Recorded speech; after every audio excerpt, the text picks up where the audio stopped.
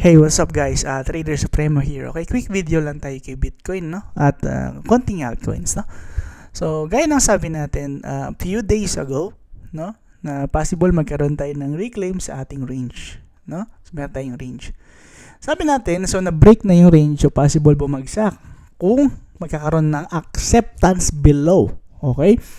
Ulit, sabi natin, pag nagkaroon na acceptance below, possible magkaroon tayo ng downside move, no? Pwede. Pero, okay, paulitin ko sa inyo ha, binigyan ko kayo ng 3 ways paano umenter ng long dito sa price action ni Bitcoin. So, una is high risk, high reward, pumasok ka dun sa week, no? Pumasok ka na dun, lagay ka ng stop loss sa week. Pangalawa is hintayin mo magkaroon ng reclaim sa EMA 200. Nakita nyo? Wala pa yung retracement, naguhitan na natin yan. So, ano nangyari? Naguhitan na natin yan. Diba? Naguhitan na natin yan. Wala pa, hindi pa nangyayari yan. Naguhitan na natin. Diba? Naguhitan na natin. Okay? Ngayon, pangatlong scenario is, hintayin mo mag-reclaim sa range low. Okay? So, binigyan ko yung 3 ways kung paano entryhan niya ng long. Ngayon, umangat na, mahihirapan ng umentry dyan sa loob o sa taas. Okay, so ano kailangan mong gawin? Anong kailangan mong gawin? No? So, okay. Gamit tayo ng Supremo range, no? Okay. So, hihintay ka ba ng retracement o papasok ka na? Pare, dalawa yung ano yun eh.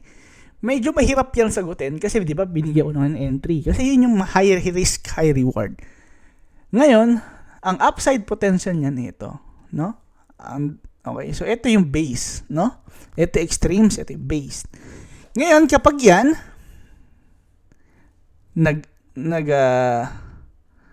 nag-retrace, ito yung downside potential. Kapag ka pumasok ka ngayon, ang upside potential niya ito. So, ilan yan? Almost 2:1, no? Diyan pala makikita mo na, mamamata mo na siya. Almost 2:1 yung upside potential. Okay? Ngayon, for example, meron ka $100 account. Tapos, 2:1. I-risk mo ba yung 2:1 sa $100 potential mo? Ay, sa may upside potential. Hindi, 2:1. Anong klaseng risk yun? Anong klaseng RR yun? Well, pangit, no? Pangit. Kaya, I highly suggest, kung ganito yung itsura, wait for a retracement o humanap ka ng altcoins. Humanap ka ng altcoins. Hindi mo yan mapapasukan. Bakit? Sige nga, paano mo yan papasukan? Binigyan ko kayo ng entry dito, ng dito, and dito. Lahat yan nasa baba. Ngayon nasa gitna, almost gitna, no? Kasi ito yung mid area niyan eh. So almost nasa gitna na, di ba? Nasa mid area na. What if mag-retrace yan sa range low to test kung malakas tong support and then mag-angat? So, draw down ka from here to here. Draw down ka. Okay? Tapos, pag umangat, ilan? Sabihin natin 3:1. Okay? So, alanganin yung account mo. Okay? Alanganin. Kung naka-daily time frame ka. Okay? So, paano ko yan lalaruin? No? For me, ngayon, kung hindi mo napasukan yung sinabi kong entry, okay? So, it's not a good choice na pumasok ka ngayon. No? Hindi yan maganda. Bakit? Una, nasa above previous week high ka. Yes, bullish yun kasi nagkaroon na acceptance above previous week high, which is very bullish. Ang tanong is, gaano pa kataas ang upside potential niyan? At ito yung first base ng mga bearish. At ngayon ay meron tayong acceptance above. No? So, bullish. Ngayon, kung gusto mo ng high risk, high reward, again, enter long, invalidation dito. Pero hindi ko yan sinasuggest. Hindi ko yan sinasuggest. Okay? Hindi ko yan masasuggest. Sinabi ko lang, pero hindi ko yan masasuggest. Okay? Kasi ang tingin ko dyan is range high and then range low. Okay? Yan yung turo ko, diba? Sabi ko, wait for retracement. Kung hindi ka nakapasok, then pasok. Hindi nag-retrace. Anong gusto mong gawin natin? No? So, for example, ito. Nakita mo may rejection, tapos dire-diretso umangat. Okay? So, hindi ka nakapasok dito sa reclaim. So, ngayon, nagdire-diretso pataas. Diba sabi ko rin sa inyo, Pag umangat yan, mabilis. Bakit? Dahil sa liquidity. Liquidity area yung mga yan, no? Ngayon, pick your poison. Pumasok ka dito, lagay kang invalidation dito para medyo meron ka makuha, or magpakabayani ka, gawin mo yung ganito, which is majority na ginagawa. Papasok ka sa price ngayon, nalagay ka ng stop loss below. Okay? Okay, pagka naka-daily time frame yan, ha? Okay, pag naka-daily time frame, yan, tapos ganyan. Wala pang 1:1, no? Okay, lalagay ka ng ganyan. 2:1. Yung gaya na sabi ko kanina. Magpapakabayani ka doon, no? Kaso, yan yung medyo safe. Ngayon, kung i-intraweek level mo yan, nasa high ka. So, kumbaga, papasok ka sa taas, no? So, for example, meron tayong range, no? Ulitin ko lang, ha? Uulitin ko. So, meron tayong range. Range high, and then range low. Nakita mo yan? Tapos meron tayong deviation. Ano ba sabi natin? Di ba meron tayong liquidity dito? Ngayon, ang kailangan natin hintayin, mag-reclaim. Nag-reclaim. Sabi ko lang kailangan mag-hold. No, kung umangat na, wala akong magagawa. Umangat eh. Di ba sabi ko rin naman sa inyo, kapag yan umangat, mabilis. Pero, sabi ko, pag nag-hold, good to long. Rubag ka sa pataas. Wala tayong magagawa. Hindi ka umantar dun sa pinapasabi kong entry point. No? Kasi range yan eh. Sabi ko, reclaim, possible lumipad na yan. Okay? Ngayon, kung mag-hold yan, enter ka ng long. Okay? Hindi nag-retrace o hindi nag-hold. Dumiretso lang siya pataas. Profit ka dyan kung nakapasok ka dito. Okay? Kung bumagsak na ganun yan, nang walang confirmation, durog ka dyan. Ang dami niyang pera dito. Oh. Diba? So, yung sinasabi ko is scenarios, no? So, ngayon, sa intra-week level, kung gusto mo magpakabayani, pwede kang pumasok dito, tapos invalidation dito. Kaso, bayani ka dyan, bro, no? Bayani ka dyan. Or kaya, hintayin mo magkaroon ng klase ng ganito. Yan, hintayin mo ng ganyan. Then, possible, tirahin to, no? Pero, no certainty, lalo na nasa taas. Again, sinasabi ko sa inyo, nasa taas na yan. Kung hindi mo napasukan yung sinasabi kong entry point, mas maganda na huwag na lang pasukan. No? Kasi nasa taas eh. No? So, medyo alanganin ako umenter dyan. Especially, ikaw bahala, no? Pero yun nga, sinasabi ko sa inyo, kung gusto mong pumasok ako yan, lagay ka ng validation dito, para kahit pa paano manipis yung stop loss mo, meron ka pa rin perang makuha kapag nag-73K. Okay? Okay? Okay? No? Kapag ganyan, I highly suggest, okay, humanap ka na lang ng altcoins na iti-trade mo. Huwag na Bitcoin. Kasi mayayari ka dyan. Una, bigyan ko lang kayo ng palaisipan ng mga idol. Meron tayong gap dito sa area. Meron tayong gap. Okay? So, kailangan mo mag-ingat. No? At tandaan nyo po, ito yung first base.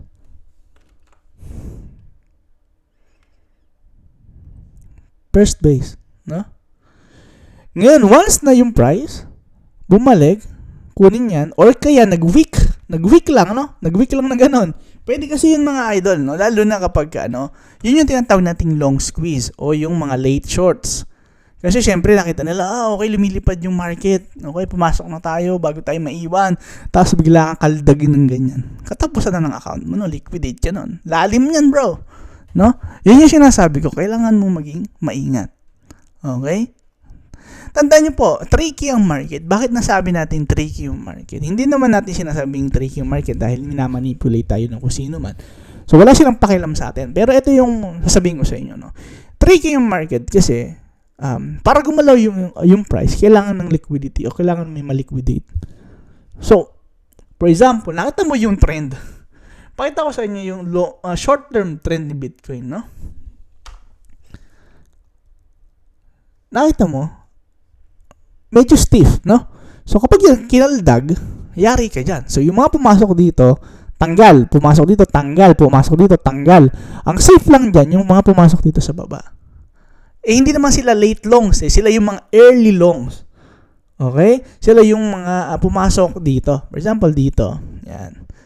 Yan. No? So, hindi sila, untouchable sila dyan. Okay? Make sense? Make sense. Eh ngayon, yung mga na-FOMO, for example, ito, sa tingin ko, safe dito na sa range low, pero kasi pwede yung bumagsak dito, tapos gumanon. Okay? Pero hindi yun, wala yung certainty, no? Wala yung certainty. Sinasabi ko lang, possible, ganun yung mangyari. Okay? Okay, no? So, be careful lang. Okay? Kung gusto mo pumasok na enter, pag pakabayani ka, enter ka dyan, lagi ka ng invalidation dito. So, ma-squeeze mo pa yung juice dyan, pataas, no? So, pwedeng ganun. Okay? Okay, no? Pero, hindi ko niro-roll out yung scenario na possible mag-retest, no? Pwede rin naman mag-retest sa mid-area, pwede. Kasi range yan, di ba? Tapos, sabihin natin may mid-area. So, pwede mag-retest dito. Pero, hindi eh. Nakita niya, nagkakaroon na tayo ng acceptance. Hindi natin malalaman eh.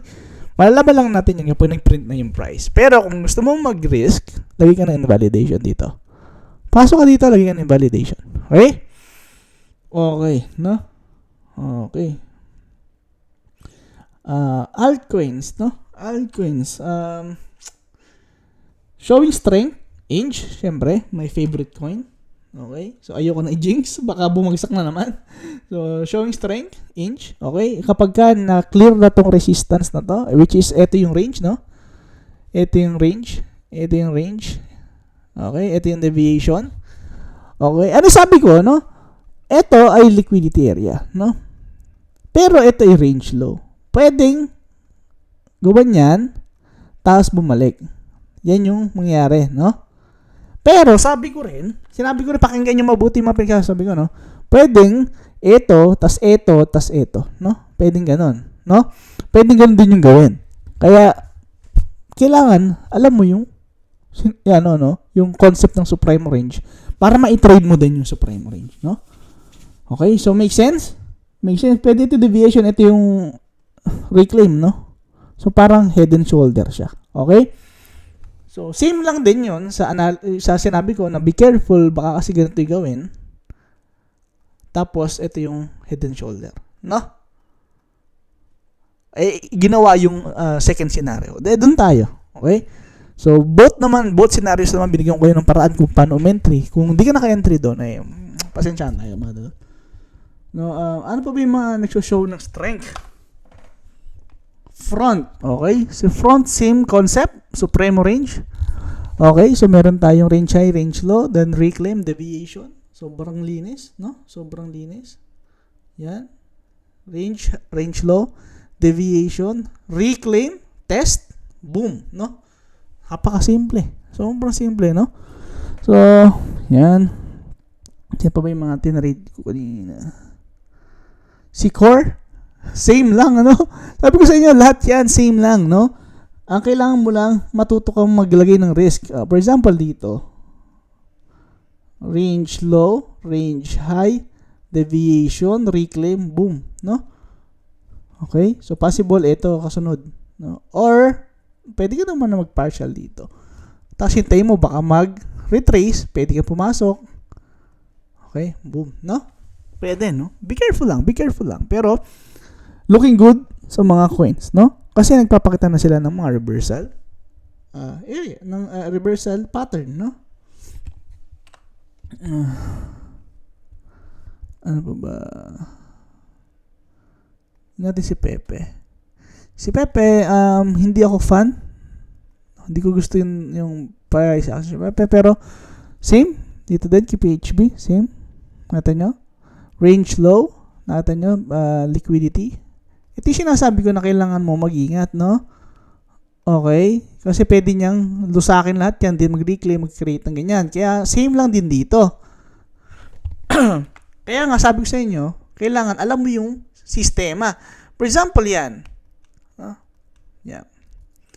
Dinurog, no? Tapos nag-reclaim.